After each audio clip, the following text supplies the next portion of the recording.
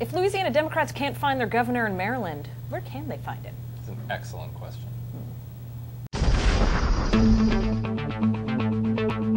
From the Watergate building in Washington, this is Hotline TV.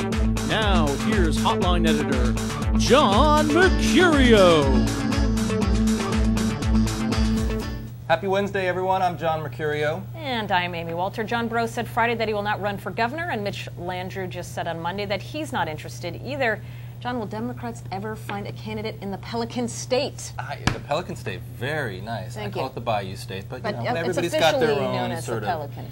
Yeah, no, that's It's their state emblem. To each his own. But back to the point. Look, a bad week for Democrats in Louisiana. I think John Breaux, although he was actually trailing Bobby Jindal in early polling, so you know, I don't think he necessarily would have had the cakewalk that he was expecting in that race. And I think his getting out is still a bad sign for Democrats. Mitch Landrieu not getting in. A lot of people saying he was never particularly interested in running in the first place. And I'm sure $5 million in Bobby Jindal's campaign account doesn't really was a help. little bit daunting, I think, to the Democrats, and I also think it was daunting to Mary Landrieu, who's up for re-election in 2008.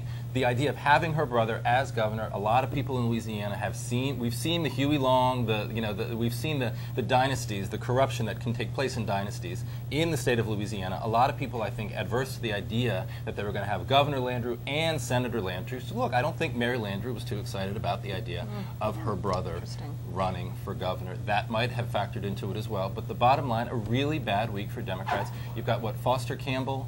As the only Democrat. As basically the strongest Democrat to run right now. Who knows what will happen? What is interesting, though, I think, is that the response to Katrina had been, in Louisiana, in that race, an exclusively Democratic issue. Kathleen Blanco sort of forced to sort of answer for her response. Her getting out now puts that issue squarely in the Republican camp. Bobby Jindal, it's on his watch. He was a member of Congress during and after the hurricane.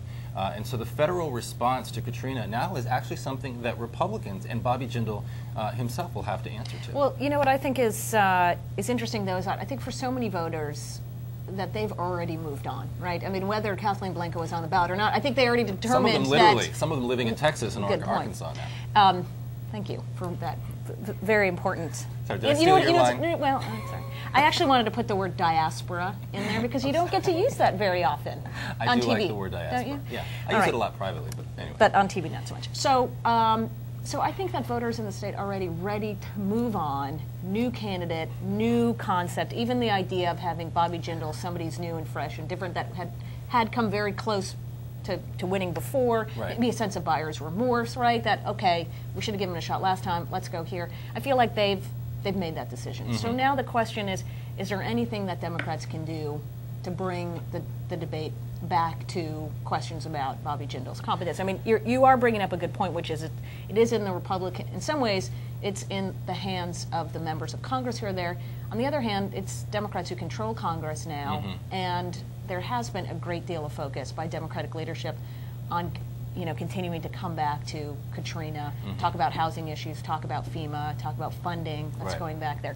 So it's actually, in some ways, benefiting people like Charlie Mélenchon, who's Mélenchon. I love that name. I know, who can go back to his home state and say, not only did I do a lot during Katrina, but look, now, thanks to the fact that Democrats are in control, bringing a lot of money back. Exactly. I'm in the majority now.